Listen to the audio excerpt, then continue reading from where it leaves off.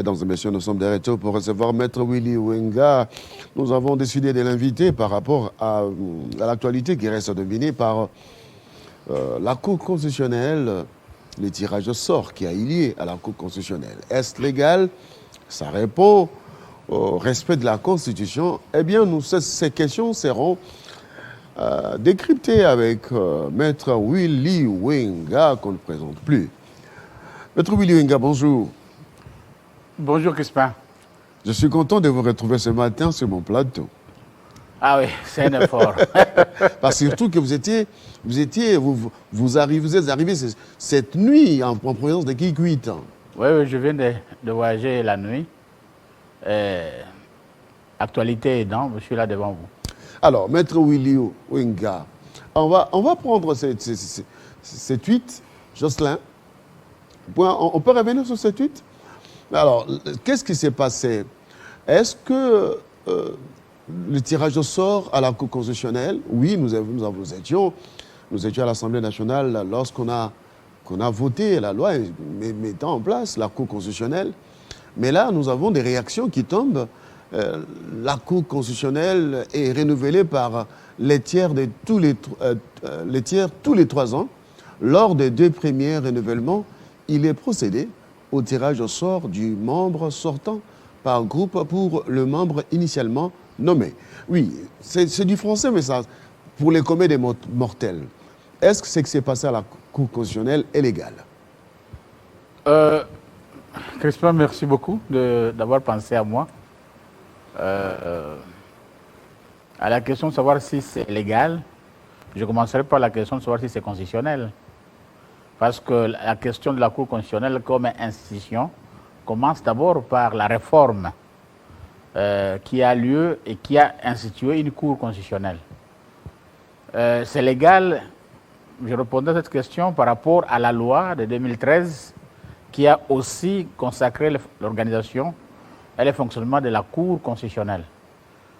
Et aussi, c'est réglementaire parce qu'il y a aussi un règlement qui est un texte qui organise aussi le fonctionnement de la Cour constitutionnelle. C'est constitutionnel, c'est légal, c'est réglementaire, parce que le tirage au sort est prévu. C'est d'abord ça le principe. Est-ce que le tirage au sort, pour ce qui s'est passé hier, rentre dans le cadre de la définition légale en termes de la périodicité? Je vais d'abord préciser que l'équipe, mieux le membre de la Cour constitutionnelle, sont aujourd'hui catégorisés par équipe. Parce que lorsqu'on parle d'initialement nommés, ça veut dire que c'est les gens qui ont été nommés avant, puis après, et puis après. Alors, je vais comprendre. Les gens qui sont nommés après c'est-à-dire, par exemple, il y a le Parlement qui envoie les juges à la Cour constitutionnelle. Il y a l'institution présidente de la République qui choisit ses représentants. Il y a la justice la justice qui envoie aussi ses représentants. Et c'est dans cette optique-là qu'on peut comprendre où c'est par rapport à la périodicité des nominations. En fait, ce qu'il faut comprendre, Crispin et tous les téléspectateurs, c'est que lorsqu'on a nommé en 2014 le premier 9 membres de la Cour constitutionnelle, on a nommé à l'initiative du président de la République 3 membres de la Cour constitutionnelle, et le président Luamba, le président Kalonda et le professeur Luzolo Mbambi. L'Assemblée nationale et le Sénat avaient envoyé à l'époque Maître Wasenda, on nous avait envoyé Félix Vundouawe et on nous avait envoyé le professeur Banyakou. Et le Conseil supérieur de la magistrature avait envoyé le président Funga, Kilomba et Jean-Louis et Sambo. Voilà le 9 initialement nommés. Lorsqu'on parle d'initialement nommés, voilà le 9 initialement nommés. Et les 9 initialement nommés devaient faire objet du tirage au sort 3 ans après, en fonction de l'un par groupe. C'est-à-dire que dans le groupe de l'Assemblée nationale, on devait voir soit Vundouawi, soit Banyakou, soit Luzo, qu'est-ce que je dis là? Donc, on devait voir soit Maître Wasenda, soit le professeur Vundouawe, soit Banyakou, l'un tiré au sort dans ces groupes-là. Dans le groupe du Conseil supérieur de la magistrature, on devait voir le président Funga ou Kilomba ou Jean-Louis Sambo, l'un tiré au sort. Et dans le groupe désigné par le président de la République, on devait voir Luamba, Kalonda ou Luzolo tiré au sort. Vous voyez? Voilà les 3 groupes. Et dans chaque groupe de 3, le tirage au sort doit concerner l'un d'eux. Et lorsqu'on vous parle d'initialement nommé, voilà d'abord le 9 initialement nommé. Mais il s'est fait que, Crispin, que avant qu'il n'y ait le tirage au sort, en 2018, où devait intervenir le premier tirage au sort, il y a le président Kalonda, qui était désigné à l'initiative du président de la République, venait de mourir. Et il y a le professeur Banyakou et le professeur Essambo qui venaient de démissionner. Ce qui fait que l'objectif, la ratio legis du tirage au sort étant le renouvellement du tiers de la Cour constitutionnelle, par les décès et les démissions, la Cour s'est remplacée automatiquement. Voilà. Il n'y a pas eu tirage au sort. Il n'y a pas eu tirage au sort. Suite à cela. Suite à cela. Ce qui fait que le président de la République a désigné, a nommé de nouveaux membres de la Cour constitutionnelle relativement aux nouvelles présentations de nouveaux délégués. Mais c'est comme ça que vous allez voir que le professeur Vundouawe va être remplacé, d'abord bien avant. Luzolo sera remplacé par Mavungu avant 2018, parce que Luzolo était appelé aux fonctions de l'anticorruption.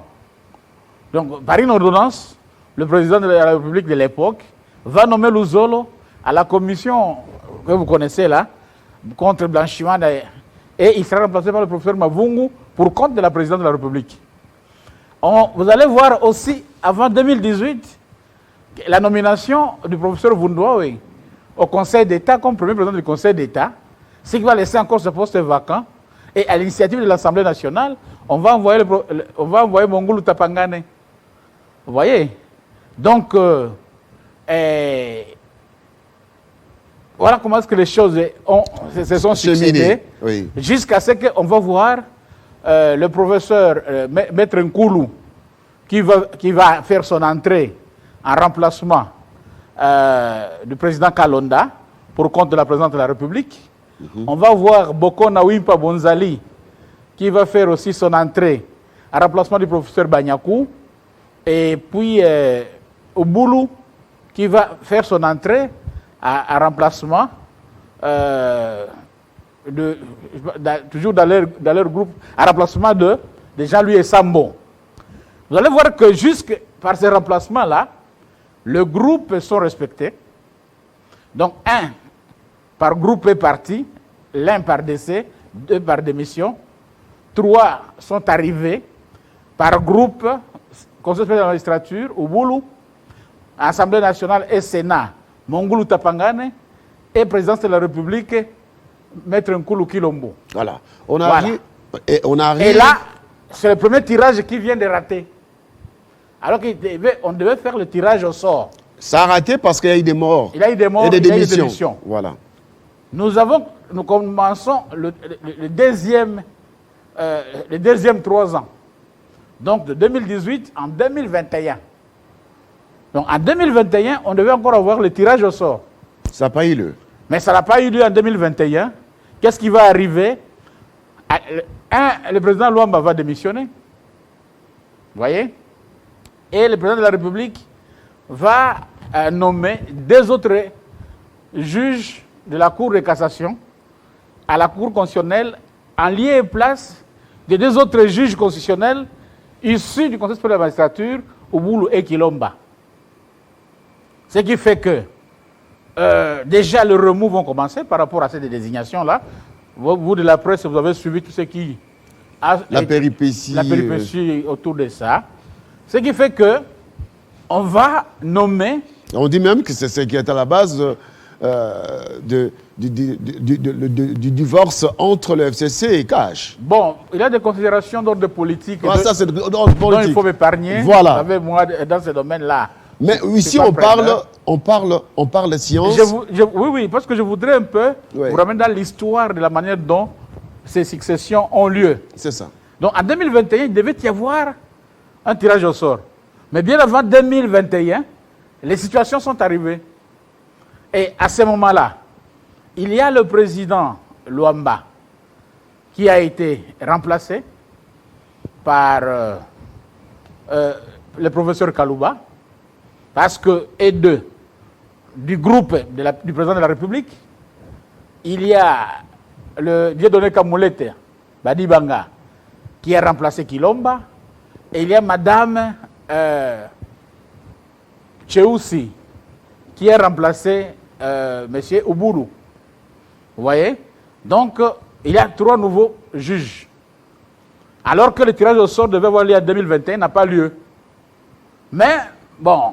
Mais nous sommes en 2021. On est en 2021. Les tirages au sort... Là, on est en 2020. Oui. En 2021, on ne fait pas ce tirage au sort-là, tel que prévu par l'article les dispositions constitutionnelles et légales. Parce qu'il y a eu décès du président. Parce qu'il y a eu décès du président. Entre-temps, démission, décès. Et puis, il y a une nomination de nouveau. Voilà. Je pense quelque part, sur le plan juridique ou politique, des questions se posaient sur l'opportunité de réorganiser encore le tirage en 2021, dès lors que la Cour venait de se renouveler en 2020. Mais en 2022, on est informé d'un renouvellement au tiers par tirage au sort. Alors, souci de se rattraper, alors, on n'a pas respecté la durée des 3 ans. La question de droit, c'est que c'est en 2021 que ça devait avoir lieu pour respecter les délais. Mais il s'est fait que c'est en 2022. Déjà, le premier problème, à terme de régularité, de périodicité, se pose à ce niveau-là. Mais il y a au moins ce que le droit voudrait, le remplacement par tirage au sort. Et ce qui fait que on ramène l'interprétation à la question de remplacement de membres dont le mandat s'était arrêté avant qu'ils ne terminent le mandat. D'où le président. Le président qui achevait le mandat du président devait voir son mandat arriver à terme de 3 ans. Cela signifie quoi? Cela signifie que le tirage au sort devrait concerner les initialement nommés. Et les initialement nommés sont le groupe de 2014. Dans le groupe de 2014, on suppose que 3 devaient partir en 2018. Dans le groupe de 2014, 3 devaient partir en 2021. Et ainsi de suite, jusqu'à ce qu'on arrivera à un niveau où il n'y a plus de tirage au sort. Alors, dans cette logique-là, de 2014 à 2022, ce n'est pas encore 9 ans. 9 ans, c'est... Donc, même si le feu président n'était pas décédé, son mandat allait continuer. Même si le feu président n'était pas décédé, son mandat allait continuer, mais son mandat du président était en train de prendre fin. Ah, ok. Parce que c'est 3 ans renouvelables une fois, donc 6 ans. Ok. D'une part. Et d'autre part, comme juge, il était éligible au tirage. Parce que faisant du groupe des initialement nommés. Vous comprenez? Tout ça est réglementaire. Est réglementaire. Légal même. Vous voyez? Donc, c'est à ce niveau-là que se poserait le problème. Qui devait faire objet du tirage? Parce que le tirage lui-même est légal. Même si en termes de délai, ça dépassait les délais. Parce que de plus d'une année, étant en mai 2022, c'est au moins un excédent d'1 année qu'on a observé pour procéder à ce tirage-là. Alors, lorsque vous parlez de fin de mandat et que le feu président, comme il était déjà fait mandat, il ne pouvait que être sujet du tirage au sort. Et comme le président Kalouba était dans la continuité du mandat du feu président Luamba, c'était normal qu'il soit dans le lot du tirage au sort. Est-ce que le tirage au sort peut sauver un président en exercice où on parle, de 3 ans renouvelables une fois, où c'était catégoriquement qu'il devait changer, ne plus être président? Une chose qu'il faut retenir, Crispin, Dont on parlait des tirages au sort ou d'une décision. J'ai compris. C'est que le président de la Cour constitutionnelle est d'abord juge constitutionnel. Et c'est le mandat des juges qui emporte le mandat du président. Lorsque le président de la Cour constitutionnelle, comme juge constitutionnel, est emporté par le tirage au sort, signifie que le mandat du président, la fonction du président, même si cette fonction n'était pas encore arrivée à terme, cette fonction prend fin. Parce qu'il n'a plus la qualité de juge. Vous voyez? Mais dans le cas d'espèce, à la lecture de la Constitution, de la loi et du règlement, il y avait lieu de constater la fin du mandat du président. En 2021. En 2021. Mais comme on l'a amené en 2022, on pouvait constater la fin du mandat du président en 2022, mais de ne pas soumettre le mandat de juge de ce président-là au tirage dès lors qu'il ne fait pas partie du groupe des initialement nommés. Vous comprenez? Mais lorsque vous lisez la loi, en amont, la loi vous parle de tous les juges qui peuvent faire objet de tirage au sort. Mais c'est l'in fine de la disposition concernée qui vous précise que les juges concernés doivent être des juges initialement nommés. Donc la loi elle-même... Quand on parle d'initialement nommés, c'est les juges nommés en 2014. En 2014. Ça, c'est la loi qui le dit. Donc, en disant cela, le législateur a prévu de quelle manière se fera le tirage au sort, qui seront concernés par le tirage au sort. Et là, je pense que si, par exemple, le président Funga, qui a été nommé en 2014, aurait ses 8 ans en 2022, n'est-ce pas? Lui était concerné par le tirage. Mais il y a le président Ouassenda qui est de 2014, qui était concerné aussi par le tirage. Mais ici, le tirage qui a eu lieu n'a concerné Kalouba. Bon, le tirage qui a lieu ici n'a concerné que Kalouba et le président Funga, parce que le poste qu'occupait le juge Mongulu Tapangane Polycarpe était devenu un poste vacant du fait du décès de Mongulu Tapangane il y a 2 semaines. Et si Mongulu Tapangane était en vie, on mettrait en jeu le tirage de 3 juges. Vous comprenez? Alors, comme l'un est décédé, le poste devient vacant, il n'y a que 2 qui restent vivants. 2 juges devaient faire objet du tirage au sort, mais les 2 juges-là, du tirage au sort ne devaient pas être ceux nommés il y a 2 ans, vous voyez, mais ceux initialement nommés. C'est-à-dire que si on a terminé l'équipe de 2014, on commence l'équipe de 2018, et ainsi de suite. Parce que le mandat est de 9 ans, mais renouvelé par tiers. Mais la première équipe dans la première équipe de 2014, en principe, à voir les choses, au 3e tour de la fin de mandat de 3 ans, les 3 restants ne devaient plus faire objet de tirage au sort, mais de la fin des mandats ordinaires. Voilà pourquoi la loi et la Constitution prévoient que pour le 2 premiers remplacements, pour le 2 premiers renouvellements, des 3 ans, il faut tirage au sort. Mais le tirage au sort n'est pas un mode de remplacement qui restera à jamais. Ce n'était prévu que pour des renouvellements. Alors, à ce niveau, l'ancien président Kalouba quitte le poste du président de la Cour constitutionnelle, mais il reste juge de la Cour constitutionnelle. En principe, s'il n'était pas mis au tirage, n'est-ce pas? Oui. Et qu'on ait examiné d'abord la question du mandat du président de la Cour constitutionnelle, on constaterait que le président Kalouba est arrivé fin mandat parce qu'il a achevé le mandat de Luamba, mais comme juge constitutionnel, ayant été nommé après une démission, vous comprenez, il pouvait continuer son mandat de juge et non concerné par le tirage. Vous voyez? Parce qu'il n'est pas dans la continuité du juge Luamba, mais il était dans la continuité de la présidence sa nomination, de Luamba. Pour avoir été nommé. Nommé président. Et à ce titre-là, lui n'était pas concerné dans les initialement nommés. Et partant, il ne pouvait pas être sous... Lui ne pouvait pas faire objet de tirage, mais peut-être d'un remplacement prochain, conformément à la loi, qui, à ce moment-là, ne prévoit plus le tirage. Et que dit la Constitution à la matière?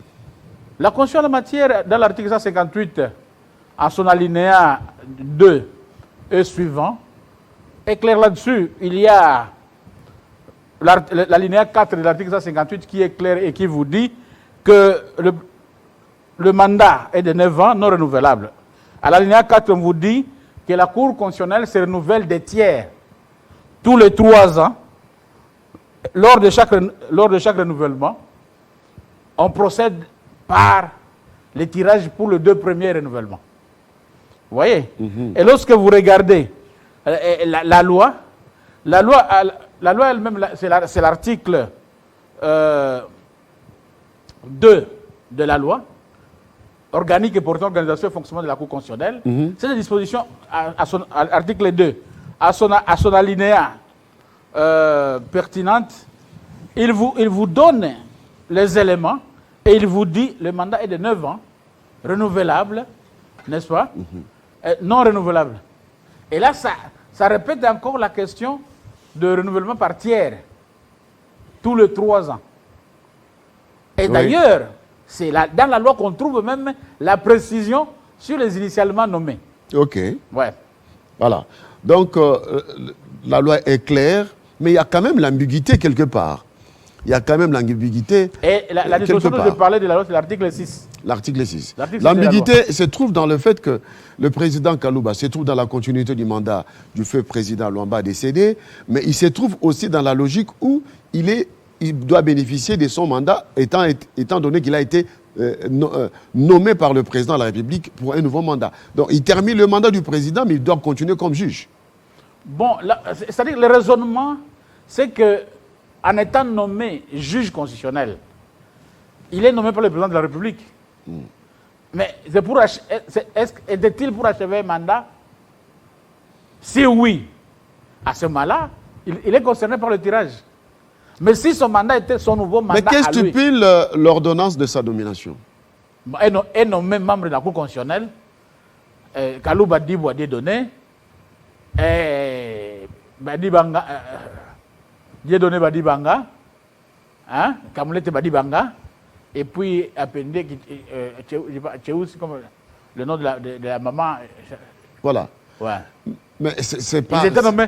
C'est la même ordonnance. Mais il n'est pas indiqué que ce sont dans la continuité du mandat de Luamba. Non, l'ordonnance ne le dit pas. L'ordonnance ne dit pas qu'un remplacement de... Non. L'ordonnance ne dit pas ça. Alors, l'actuel qui est nommé, je suis en train de me poser la question, est-ce qu'il est aussi dans la continuité de Luamba ou pas? Non. D'abord, il n'y a pas encore un nommé. Parce que cette confusion-là risque de s'enliser. On sait que celui qui est là doit avoir été désigné comme intérimaire. Intérimaire. Ouais. Et il a été nommé dans la même ordonnance avec Kalouba, avec Madame Asengo, voilà. Asengo Tchéoussi, tel que je vois là sur l'image. C'est le président Kamulete Badibanga, qui est donné aussi, comme Kalouba. Ils sont de la même ordonnance. Vous voyez? Et on m'informe qu'il a été désigné nouveau président. Mais il n'a pas encore nouveau président à la Cour constitutionnelle. Il y a d'abord un intérimaire parce qu'il y a une procédure pour avoir un président de la Cour constitutionnelle. Il faut qu'il soit élu par ses pairs. Par ses pairs. Et dans une plénière. Or, lui ne veut pas être élu maintenant président parce que les 3 ayant quitté, la Cour constitutionnelle aujourd'hui serait composée de 6 membres seulement. Vous comprenez?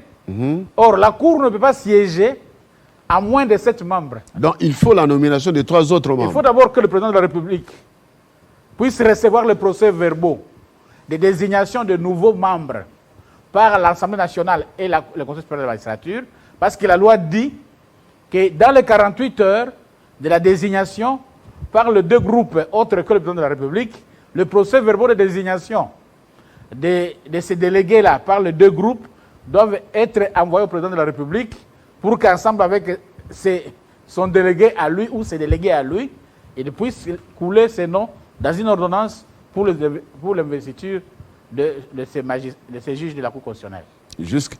Jusqu'à ce jour, ce n'est pas encore le cas. Jusqu'à ce jour, hier seulement.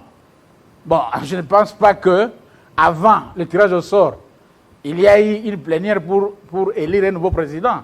On ne peut pas le faire parce que... Est-ce que la loi prévoit qu'il y ait un intérimaire? Oui, la loi ne prévoit pas qu'il y ait un intérimaire, mais c'est le règlement intérieur. Le règlement intérieur de la Cour constitutionnelle, à l'article 18, il parle d'empêchement. L'article 18 du règlement intérieur, parce que moi, vous savez, moi personnellement, c'est qu'est dit la loi? C'est la loi ou rien. Le règlement intérieur de la Cour constitutionnelle prévoit à l'article 18 qu'en cas d'empêchement du président, le membre le plus ancien assure l'intérim. Voilà là où le mot intérim entre dans les textes de la Cour constitutionnelle. Donc, alors, est-ce que Dieudonné Kamoleta est membre le plus ancien? Non. C'est un juge très compétent, que je connais très bien. C'est pas un ancien. Moi, j'ai toujours considéré les nominations comme un détachement. C'est un magistrat, c'est un conseiller à la Cour de cassation. Donc, il est en détachement pratiquement au conseil à la Cour constitutionnelle parce qu'à la fin du mandat là-bas, il est obligé de rentrer à la Cour de cassation. Comme juge, certainement peut-être maintenant à un grade plus élevé au regard des fonctions qu'il assumerait. Mais au jour d'aujourd'hui, les juges le plus ancien de la Cour constitutionnelle, c'est Maître Wassenda, nommé en 2014. C'est Maître Wassenda qui est le juge le plus ancien. Et le cadet de la Cour constitutionnelle aujourd'hui, c'est le juge Kamoulet Badibanga. Il est le cadet. Si pas l'avant-cadet, c'est Madame Assengo qui vient après lui. Mais vous savez, moi, je reste dans le droit, dans la procédure. Mais politiquement, ça c'est le domaine de vous, de la presse et des politiciens. Je ne vais pas commencer à me poser la question comment il est arrivé là-bas, qui l'a nommé, qui l'a désigné. Moi, je vous révèle seulement. La loi dit en cas de l'empêchement. En cas d'empêchement, c'est le règlement intérieur. Voilà, en cas, cas, la Cour constitutionnelle. Voilà. En cas d'empêchement, l'article 18, l'intérim est exercé par le juge le plus ancien. En cas d'empêchement. Oui. Mais là, le président n'est pas empêché. Oui, vous savez, dès lors que le président est tiré au sort, donc il quitte la Cour constitutionnelle, l'intérim est ouvert en attendant l'élection. Et dans ces cas, l'élection doit intervenir dans combien de temps? Donc c'est maintenant l'intérimaire, parce que le règlement dit le président, celui qui assume l'intérim, convoque la plénière. Alors, mais cette plénière... Il ne peut pas convoquer la plénière parce que le quota n'est pas respecté. Ils ne sont pas à 9. Voilà. Pour convoquer la plénière au fin d'élire un nouveau président qui devrait être nommé par ordonnance du chef de l'État, il faut que d'abord, que son Excellence, Monsieur le Président de la République, puisse désigner son nouveau délégué, l'Assemblée nationale et le Sénat puissent désigner leurs nouveaux délégués, et le Conseil supérieur de la magistrature puisse désigner son nouveau délégué. Est-ce que le 3, ouais, nommé par le Président de la République par une ordonnance comme juge constitutionnel, il prête serment, là, à l'Assemblée nationale, comme vous le suivez souvent, ils entrent en fonction. Et entrant en fonction, ils deviennent 9. Celui qui assume l'intérim convoque la plénière. Et au cours de cette plénière-là, une plénière élective, on élit un président. Et comment on va élire le président? L'article 12 du règlement intérieur dit que tout membre de la Cour constitutionnelle peut déposer sa candidature comme président de la Cour constitutionnelle. Tout membre. Tout membre. Même celui qui vient d'être nommé Est-ce aujourd'hui. que ce n'est pas seulement le quota venant du président de la République? Non. Tout membre. Tout membre. Et cette élection est organisée. Une fois que le président est élu, son nom est envoyé au président. C'est l'élection ou c'est le tirage au sort? Non. Élection. Bulletin secret dans l'urne. Et on dépouille et on voit c'est tel qui est élu. Nouveau président de la Cour constitutionnelle. En dehors de l'élection, en dehors de la nomination de l'élu par l'ordonnance du président de la République, tout celui qui exerce ces fonctions-là ne l'exerce qu'à titre intérimaire. Mais conformément au règlement... L'intérim peut prendre combien de temps? En principe, lorsque la loi parle, lorsque vous regardez les règlements vous parlent d'un empêchement de 6 mois maximum. Au-delà de 6 mois, on procède, conformément aux dispositions de l'article 12 à 15 du règlement, comme je vous en ai parlé tout à l'heure. Alors, l'intérimaire peut se représenter comme candidat président de la Cour constitutionnelle? Affirmatif. Parce qu'il n'était qu'intérimaire et il est juge comme tout le monde et il n'y a pas encore un mandat précédent. Mais étant donné que c'est celui qui organise l'élection, il ne peut pas être juge et parti. Non, l'élection, lui convoque la plénière, mais il y a un bureau ad hoc avec des assesseurs qui est mis sur pied pour recevoir les candidatures. Ce n'est pas lui. Et souvent, c'est le greffier en chef qui supervise ça. Le greffier en chef. Ouais. Maître Willy Wenga, merci beaucoup. C'est moi qui vous remercie. Merci d'avoir apporté ces éléments d'éclairage à nos téléspectateurs qui ont quand même compris la matière juridique. C'est vraiment capital pour permettre au peuple congolais de comprendre le juridisme. Il faut être maître Willy Wenga pour expliquer cela. Bon, ce n'est pas seulement maître Willy Wenga. Non, d'abord, cette volonté d'éclairer l'opinion publique, ce n'est pas tout le monde qui l'a. Bon, merci beaucoup. C'est peut-être une vocation nouvelle. Ouais. Au-delà des droits, communiquer les droits aussi. Ça fait beaucoup du bien. Merci. Parce qu'il n'y a pas mauvaise chose qu'être en face de personnes qui ne comprennent rien. Beaucoup de gens s'entretuent parce qu'ils confondent, parce qu'ils parlent de ce qu'ils ne connaissent pas. Lorsque tout le monde parle de la Cour constitutionnelle, il y a beaucoup de sentiments, des politiciens de gauche comme de droite. Moi, personnellement, je suis venu pour des raisons pédagogiques. Très bien. Et je pense que je n'ai pas failli.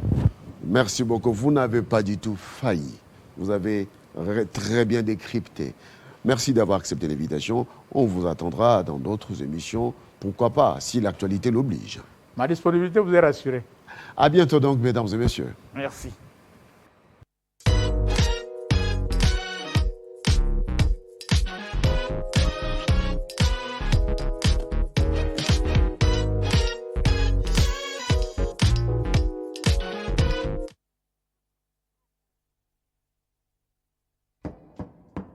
Accusé, levez-vous, monsieur Socrate. Dimac Tailleur, né à Aubervilliers le 23 avril 79. Votre casier judiciaire porte mention de 2 condamnations. Vol à main armée, séquestration. Vous êtes renvoyé devant la cour d'assises pour tentative d'assassinat sur monsieur MacGregor, né à Saint-Denis.